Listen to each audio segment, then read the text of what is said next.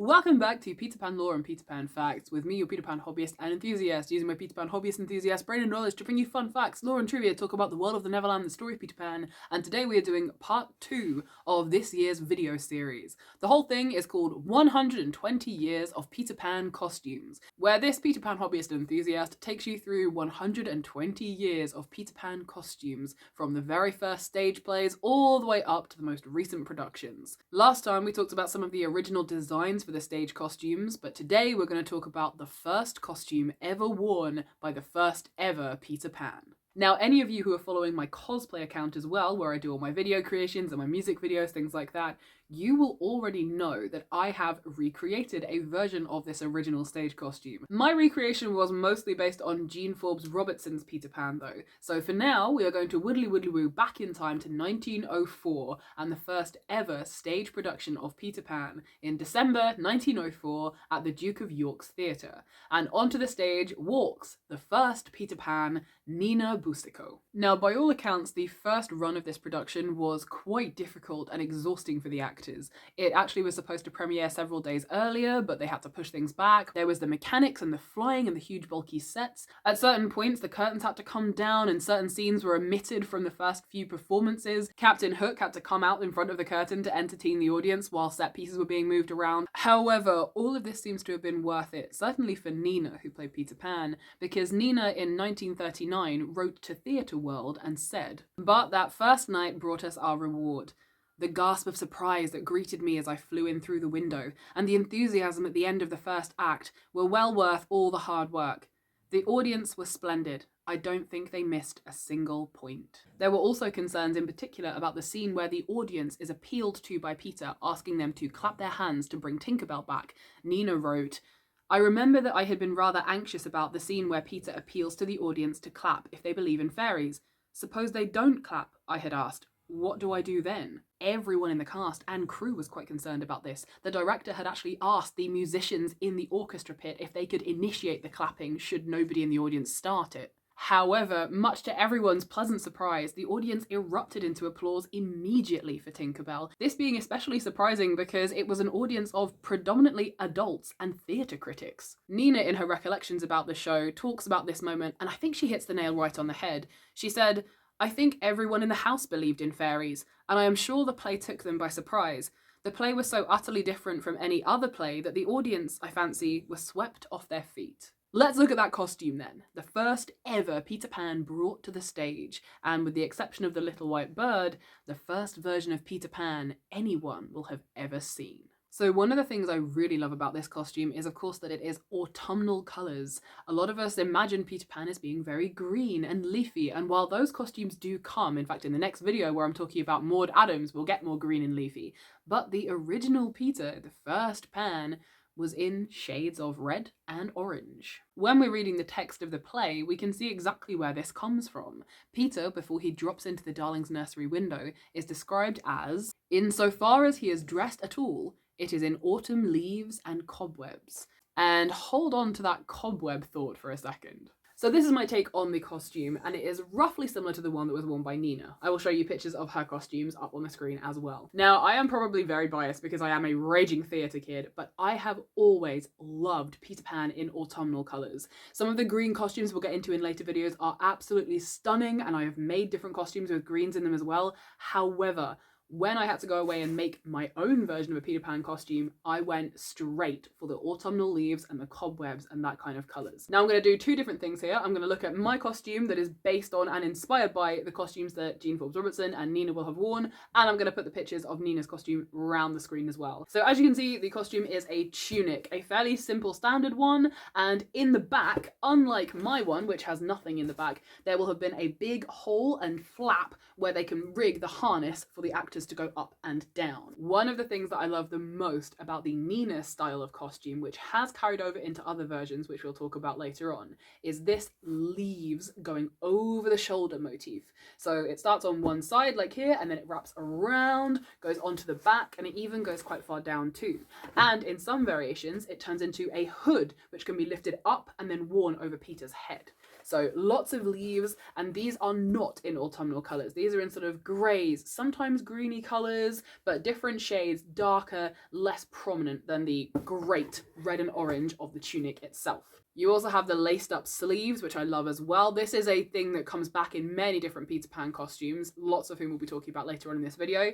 And then we have Peter's acorn button. Now, this varies depending on the production and depending on the actor and the costume and everything like this, which can be on a popper in some variations. So you pop it on and then you can pop it back, often on the costume, when Peter presents it to Wendy. Now remember I mentioned not just autumn leaves but cobwebs. Peter in the play's description, in as much as he is wearing anything at all, is wearing autumn leaves and cobwebs. Well, take a closer look at this picture of Nina as Peter perched on the chair, and you can just see the cobwebby sleeves. These are going to come up later on.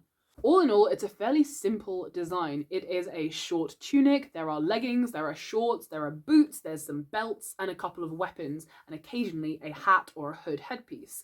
And that is it.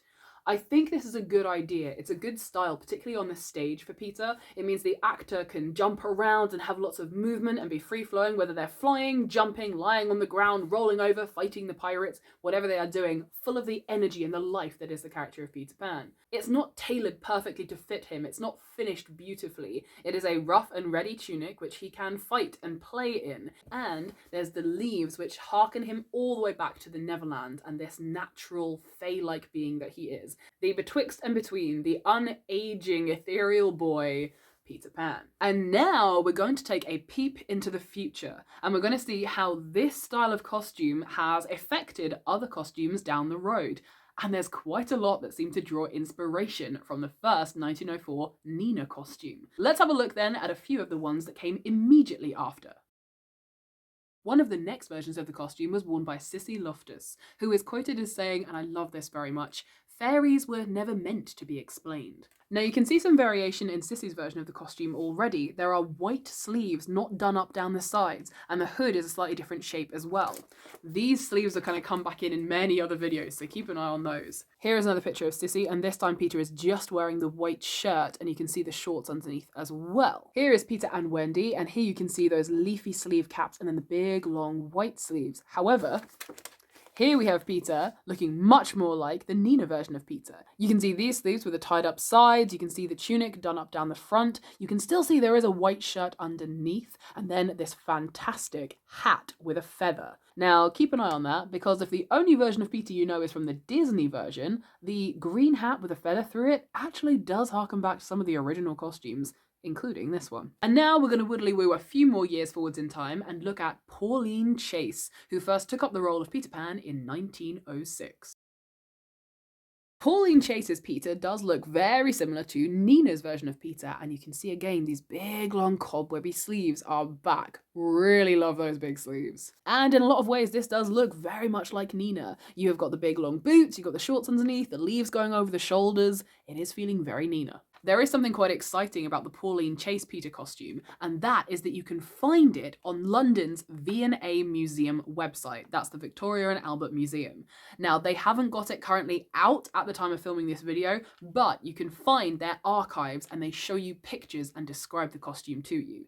You can see the tunic itself, you can see the brown shorts that were worn, and you can see the boots as well. Fun little fact about Pauline Chase in the role of Peter Pan is that it was Pauline Chase who got to play the first version of An Afterthought. This is the final scene where Wendy has grown up and Peter meets her daughter Jane and takes her away to the Neverland. This brand new scene was only unveiled to audiences in February of 1907. Other actors who wore variations on the Nina style of costume for Peter include Marilyn Miller, Susan Shaw, Margaret Lockwood, Sarah Churchill, Sylvia Sims, Hayley Mills, and that's just to name a few. One of the big people I want to talk about now, though, is Jean Forbes-Robertson, who holds a very special place in my heart, because her version of Peter Pan was described as the most eerie and unearthly, and having listened to the surviving recordings of her in the role, I quite agree. And I really, really like it. I've talked many times before on the TikTok page or my cosplay channel about how I love digging into the darkness of the story of Peter Pan, the world of the Neverland, and Peter himself. And I think that Jean Forbes-Robertson truly, truly did this. while still managing to keep his magic and whimsy and charm. But there was definitely a note of edgy steel to him as well. And don't forget, of course, it was for Gene Forbes-Robertson that J.M. Barrie added the stage direction. Peter is never touched by anyone in the show. And that has got to be one of my favourite lines. And if I ever produce this on the stage, I would stick to it. Let's look at Jean's costume then. Now, it is very similar to the Nina costume, but there is one very special thing I would like to talk about and tell you a little bit of the history of, and that is her belt. So Jean's costume, as you can see from the pictures of the book, and I'll show you pictures on the screen as well, very similar to the Nina costume. Two tones, very red and autumnal and orange, has the big long cobwebby sleeves, the big leaves cascading down the back. However, there is something very special about her belt that I want to talk about now. Now, the history behind it is very sweet, because not only did Jean Forbes-Robertson wear it in her run as Peter, she also gifted it to a later Peter Pan. Not long before Jean's death, she went to see Julia Lockwood playing the role as Peter in her first ever season, and Jean Forbes-Robertson went backstage after the show. When recalling the moment and speaking about it later, Julia said that seeing Jean Forbes-Robertson walk into her dressing room made her jaw almost drop to the floor. She says she tried to speak but words wouldn't come out, and she might even have curtsied because to her, Jean Forbes-Robertson was like royalty. I could understand that. What happened next was incredibly special. Jean Forbes-Robertson was holding a brown paper parcel, which she pushed into Julia's hands and said, "You were very good, and I'd like you to have this." Then she said her goodbyes and left. When Julia unwrapped the parcel, inside was the suede leaf belt that Jean Forbes-Robertson had worn in her run as Peter Pan. Julia recognised the belt instantly and was delighted and honoured to have been given such a gift. And she kept it all the way up until 2004 when she attended another Peter Pan production and she gifted the belt to the Theatre Museum. And now it can be found in the V&A collection. Now let's roll a little bit further forwards in the future and look at some other variations of Peter costumes, which have also, I think, drawn inspiration from that which started with Nina back in 1904. One of the big ones I want to talk about is the Fox animated TV show Peter Pan and the Pirates.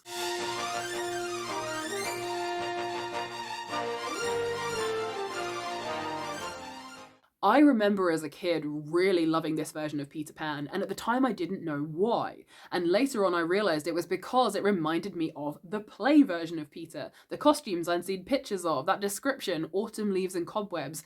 This looks very similar to some of the stage costumes, with the sleeves of different colours, the two tones, the browns, the autumnal colours, and of course the little cape that is shaped just like the leafy one that went over actors' heads. Now, of course, this is an animation, and that means things have to be simplified a little bit for the ease of, animation.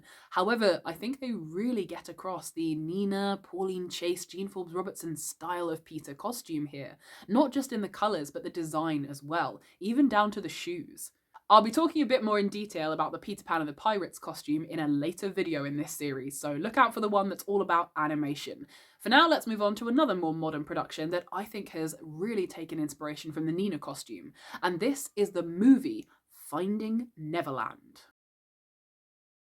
This was another Peter Pan costume that I fell in love with the moment I first saw this production. The costumes in this film were designed by Alexandra Byrne, and you can really see where this inspiration has come from.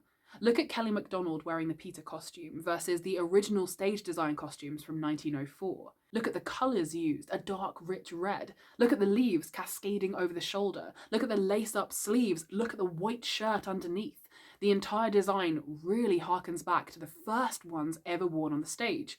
Now, this obviously is deliberate, because this movie, Finding Neverland, tells the story of J.M. Barrie creating the play of Peter Pan, and Kelly MacDonald is playing Nina, the first ever Peter. We are seeing the first production of Peter Pan. But something I really like is that they didn't just recreate the original stage costumes, which were nonetheless gorgeous. They went their own direction and created something unique. They added gold and sparkles, they added bits and pieces together, and one of the things I really love are the acorn buttons cascading down the front. Now, you may have noticed that I have also recreated this costume for my very own, so let's take a look at it. One of the big things I'd like to point out about this costume is that the movie Finding Neverland came out in 2004. By this time, we were well into the Disney era of Peter Pan. Everyone was used to him in green with a pointy hat, and it would have been really understandable if Finding Neverland had decided to depict a green Peter and forego historical accuracy. However, instead, they did use the original stage designs as inspiration, and they came up with something that was just as beautiful. As you can see, much like all of the others, it is a tunic with the lace-up sleeves going down the side. You've got the white flowy shirt underneath. Mine has leafy patterns on it, which I really enjoy. You've got the gold flowers and leaves cascading all down one side and then rolling up across the tunic, across the shoulder, and down just a little ways onto the back. A very simple design: sleeve caps, leaves cascading, a little belt, and a zip down the middle. Simple, effective, but absolutely stunning, and definitely drawing inspiration from the original stage costumes as well. There's another couple of costumes I'm going to mention quickly at the very end just now, but both of them are going to be talked about more in detail in upcoming videos. The first one is from a musical, the Styles and Drew Peter Pan: A Musical Adventure. In this production, you can see Peter is wearing the signature autumnal colours. It certainly harkens back to those original stage designs, although it is a much brighter, bolder shade of red. You can also see that they've kept the leafy designs going across the shoulder, and you can also see the inspiration coming through in the choppy design at the bottom of the tunic and the shorts. I also really enjoy that Peter has leaves through his hair, and you can see splashes of different colours in the makeup as well. So while the Peter Pan in the musical adventure isn't literally wearing the same costume as Nina and the other variations of it, he's not covered in leaves, he is nonetheless still pulling at that little thread that goes all the way back to the autumnal coloured costumes of 1904. And finally, before we wrap up this video, the last costume I want to mention is in the Russian movie from 1987 called Peter Pän. This costume too is going to be brought up a bit more in a future video, but for now I want to draw attention to the design. The colours are more green and grey and silver, but the design itself you can definitely see going all the way back to Nina in 1904, particularly those lovely sleeves. But again, more on that in a later video. That wraps it up for this episode of the 120 years of Peter Pan costumes. Are there any costumes that you liked in particular from this video? What is your favourite overall? Let me know in the comments down below. And what is your favourite Peter Pan costume that you have ever seen? Not just for this period in time, not just based on the Nina one, but any of them ever. Let me know in the comments down below as well. The red autumnal Peter Pan costumes, particularly with hints of spider webs and nature, they are always my favourites. And I love seeing how the designs from the original show have sort of taken new life and new form over the decades since. In 120 years, we have no shortage of autumnal Peter Pans, and this makes me incredibly happy. So what are we talking about in the next video? Well, next time we're going to be moving on to the greener, leafier Peter Pan origins, paying particular attention to Maud Adams, and much like in this video, looking ahead to see how the green leafy costume has changed and edited over the years. I hope you found this video at least a little bit interesting. If you're not following me already, give us a follow, chuck the video a like, and if you're not following me on TikTok, then come on over to Peter Pan Lore and Facts over on TikTok as well. Have a wonderful rest of your week. Please don't forget to hydrate, and I will see you very, very soon. Goodbye.